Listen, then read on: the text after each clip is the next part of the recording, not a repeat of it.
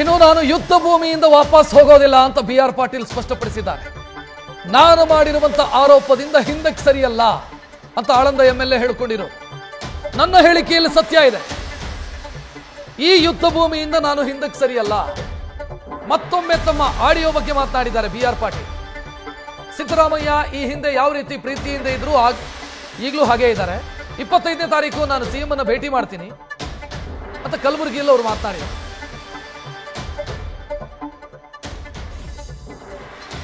ವಾಪಸ್ ಹೋಗಿಲ್ಲ.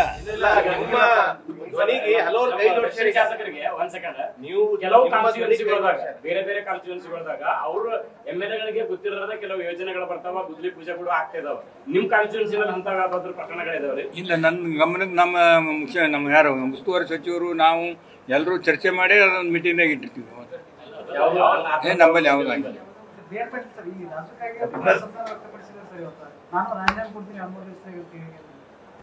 ರಾಜೀವ್ ಕಾಗೆ ಅವರು ಶಾಸಕಾಂಗ ಪಕ್ಷದ ಸಭೆಯಲ್ಲಿ 6 ತಿಂಗಳ ಹಿಂದ್ಗಡೆ ಏನ್ ಹೇಳೋದಲ್ಲ ಹೇಳಿದ್ದಾರೆ.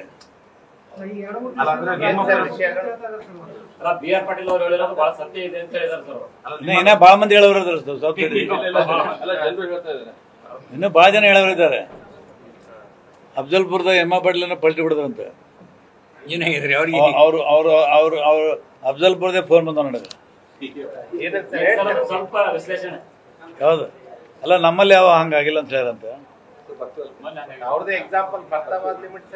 ಭಾಷಾ ಪಟೇಲ್ ಹಸುರುಗುಂಡಿಗೆ,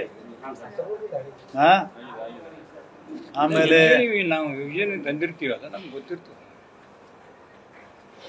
ಅಲ್ಲಿ ಆಗಿದ್ದು ಕ್ಲಿಯರ್ ಆಗಿ ಹೇಳ್ಯಾರ, ಅಲ್ಲಿ ಆಗಿಲ್ಲ ಗಮನಕ್ಕೆ ತಂದಿಲ್ಲ ಹೇಳ್ಯಾರ. ಮಾಣಿಕ್ ರೆಡ್ಡಿ ಯಾದಗಿರಿ, ಶ್ರೀಮಂತ್ ಭಂಡಾರಿ ಅನೂರು ಅಫ್ಜಲ್ಪುರ ತಾಲೂಕು ಅನೂರು, ಅಮ್ಜದ್ ಮುಲ್ಲಾ ಯಳಸಂಗಿ, ಪೂಜಾರಿ ವಾಲಿ, ವೀರೇಶ್ ಗೌಡ, ವೀರೇಶ್ ಹಾಸ್ಪಿಟ್ಲಿಂದ ಫೋನು, ಭಾಷಾ ಪಟೇಲ್ ಹಲಸೂರು, ಒಂದೇ ಭಾಷಾ ಪಟೇಲ್ ಅಫ್ಜಲ್ಪುರ್, ಮೆಹಬೂಲ್ ಪಟೇಲ್.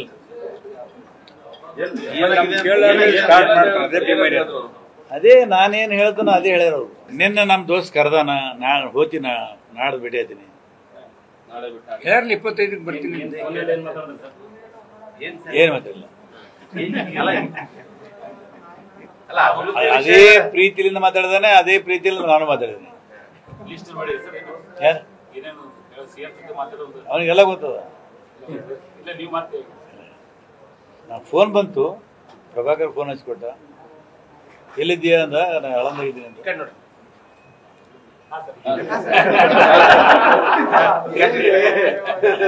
ನಾನು ಅವರು ಡಿಫರೆಂಟ್ ರಿಲೇಷನ್ ಅವ. ದೋಸ್ತಿ ಲಾಯಕ ನಾವು.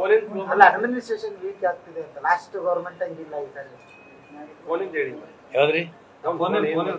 ಏನಿಲ್ಲ, ಎಲ್ಲಿದ್ರಿ ಅಂತ ಕೇಳಿದ್ರು, ಆಳಂದಾಗಿದ್ದೀನಿ ಅಂದೆ. ಯಾವಾಗ ಬರ್ತೀವಿ ಬೆಂಗಳೂರಿಗೆ? ಬರ್ತೀನಿ ಅಂತಂದೆ. ರಾಯಚೂರು ಬರ್ತಾ ಇಲ್ಲ ಅಂದ್ರೆ ನಾನು ಕರೆದಿಲ್ಲ, ನಾ ಬರಲಂತೆ. ಆಯ್ತು, 25ಕ್ಕೆ ನಾನು ಡೆಲ್ಲಿಗೆ ಹೋಗಿ ಬರ್ತೀನಿ, ಸಾಯಂಕಾಲ ಸಿಗು ಅಂತ. ಆಯ್ತು, ಬರ್ತೀನಿ ಅಂತ ಹೇಳಿದೆ. ಬಿ.ಆರ್. ಪಾಟೀಲ್ ಮತ್ತೆ ಸ್ಪಷ್ಟಪಡಿಸ್ತಾ ಇದ್ದಾರೆ, ನಾನು ಮಾತನಾಡಿರೋದು ನಿಜ, ಮಾತನಾಡಿರೋದಲ್ಲಿ ಸತ್ಯ ಇದೆ, ಮತ್ತು ನಾನೊಬ್ಬ ಅಲ್ಲ, ಇದೇ ರೀತಿ ಇನ್ನೊಂದಿಷ್ಟು ಜನ ಶಾಸಕರು ಮಾತನಾಡೋರಿದ್ದಾರೆ ಅನ್ನುವಂಥ ಮುನ್ಸೂಚನೆಯನ್ನು ಕೊಟ್ಟಿದ್ದಾರೆ. ಉಳಿದವರಿಗೂ ಸಮಸ್ಯೆ ಆಗಿದೆ, ಅವರೂ ಮಾತನಾಡ್ತಾರೆ ಅಂತ ಹೇಳೋ ಮುಖಾಂತರ ನಾನು ಹಚ್ಚಿದಂಥ ಕಿಡಿ ಅದು ದೊಡ್ಡ ಮಟ್ಟದಲ್ಲಿ ಹಬ್ಬಿಕೊಳ್ಳುತ್ತೆ ಇಡೀ ರಾಜ್ಯದಾದ್ಯಂತ.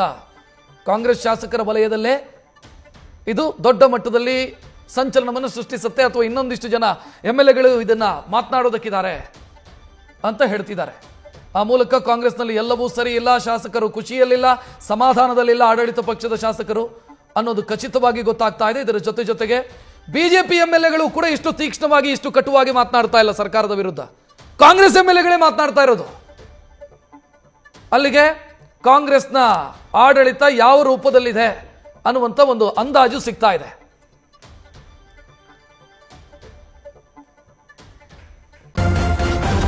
ನ್ಯೂಸ್ ಫಸ್ಟ್, ನಿರ್ಭೀತಿಯಿಂದ ನಿಮ್ಮ ಪರವಾಗಿ.